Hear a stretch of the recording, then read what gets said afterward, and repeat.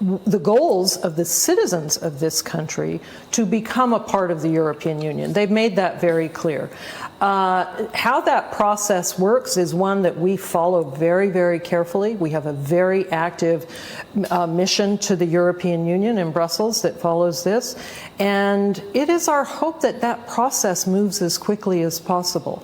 So let's talk about the issues that matter to all of us, okay, including our European colleagues. Well, some would say that probably the new government, it looked like being a little bit naive in terms of making these statements and not expecting reactions. Even the Bulgarian side said that the government doesn't know the process, but we will leave that issue with the European Union. So for this country, and when you talk integration and what the people think about it, majority of Albanian population is really supporting the Euro-Atlantic integration. So do you think that the inter-ethnic relation can be somehow derailed, having this issue coming up when the people or the political parties can have a different approach to the integration? Well, one of the great strengths of this country, and if I may, also the United States, is our diversity. And North Macedonia has been a role model in the region for having integrated its various minority groups, Albanians constituting the largest number, but not the only minority group by any means. And that is critically important. That's what makes you strong, in my view.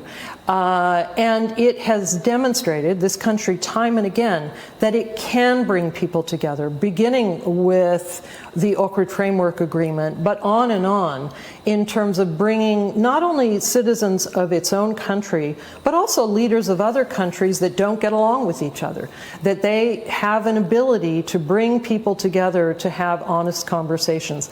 That is one of your great strengths, in my view, as a country. But let me also say this, Nazim. This country swore in at about midnight on June 23rd. That was 2.5 weeks ago. 18 days. Yes. And so, in fairness, and I'm a firm believer... Yes, we have to be fair on that. Let's judge people by their actions rather than what they say. Okay, but in this context, then, we will talk about corruption. You have said that there is an epidemic in our country. True.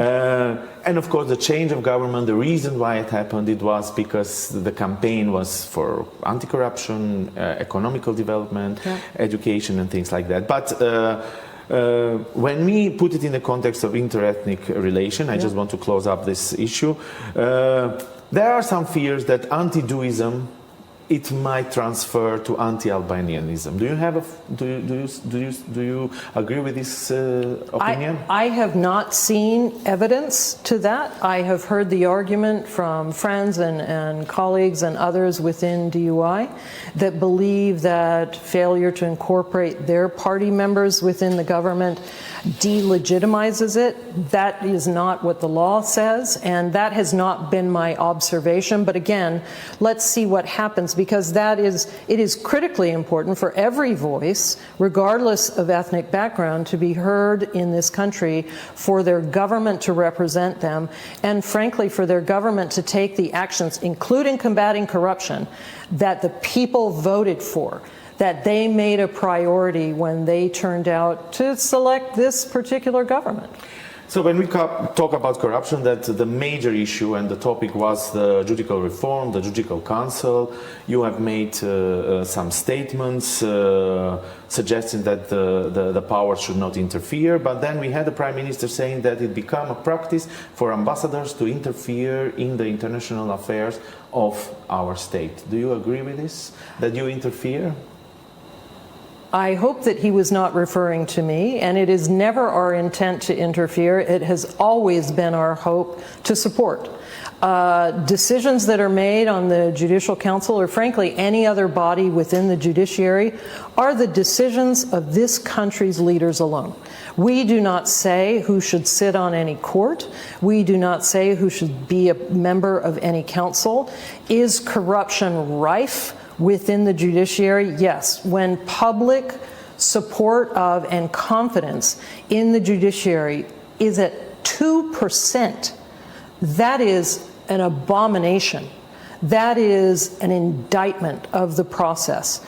And something has to be done. They were elected, this government, on a foundation, on a platform of saying we have to address these issues. There is, for the Judicial Council, going back to that, there is a framework, there is a roadmap for how to address some of the systemic challenges within the Judicial Council in the EU review.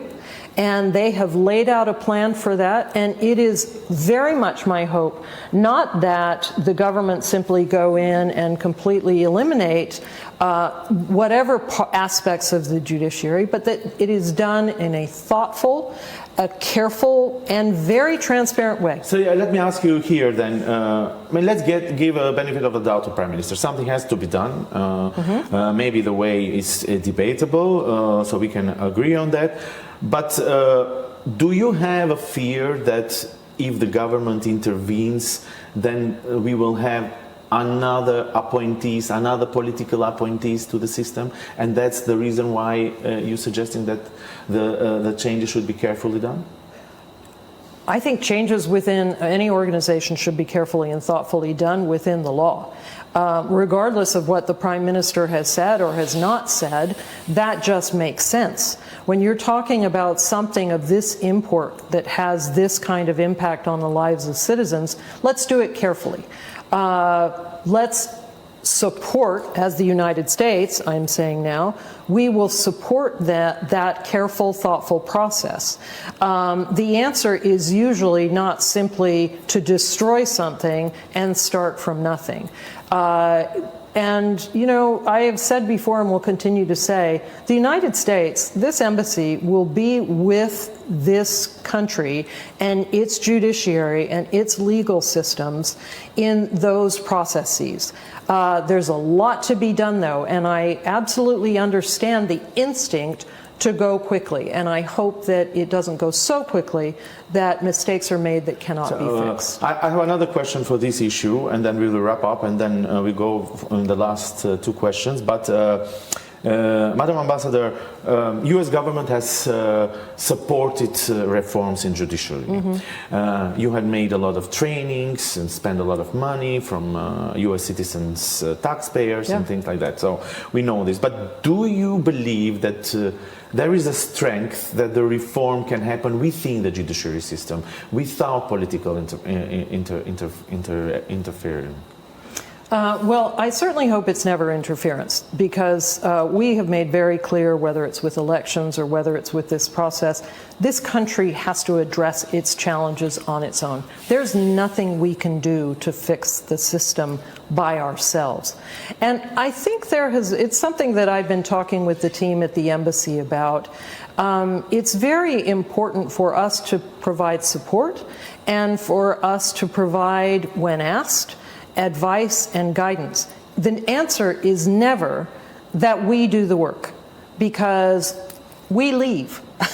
Americans are only here for a certain amount of time, and real change cannot happen without leaders within this country making the changes themselves. And I can also tell you that that is a conversation that I have had with all 11 of the ministers with whom I have met since June 23rd, and the Prime Minister. Corruption has been an important part of that, and how the U.S. can support but not direct their actions moving forward. So when we talk about corruption and U.S. investment, I have to ask about Bechtel and Enka. So it was a big topic before the election, and now it is announced that the contract will continue. So what can you say about this, and to actually explain more about the issue, which it has a high interest? It should continue. There's already been a lot of time and money, frankly, invested not only by this country but by Bechtel and Enka. There's a need for these kinds of of infrastructure improvements in this country. There have to be better roads. And there is no better company to do that than Bechtel and Co working together. And to have a gold standard U.S. company like Bechtel involved in this is critically important. So it is very much my hope, and the new government has expressed to me very clearly their strong desire to move forward, to address the obstacles that have been in place, and then again, very transparently, to move forward with the project. And I look forward to that. Okay, and in the end, U.S. and North Macedonia has a strategic partnership. Yes. So how this partnership will continue? What should people from North Macedonia expect? And I make this question not only rhetorically, but we have a new government. We see the new appointees. Sometimes they are very political, not necessarily always career-based choices. So how we will help in the future this country? The United States will remain a key, if not the key, strategic partner for this country. Our commitment to the people of North Macedonia is unchanged. I think this is not the first government where we have seen ministers or others in positions for which arguably they are perhaps underqualified, nor will it be the last. But I am very confident, based on my meetings and conversations thus far, that the relationship will just continue to grow, and I look forward to that. But are you disappointed when the blacklist, the famous blacklist, when you name people and they are not persecuted, or at least they are still in office? You know, for us, this is a matter of law, so disappointment doesn't come into it. We have done our job. The question now is, will people here do theirs? Okay. Madam Ambassador, thank you very much for this interview. Thank you so much. It was always a pleasure. Tu do të bëjmë shkëputje dhe rikthehemi me pjesën tjetër të programit. Na ndiqni.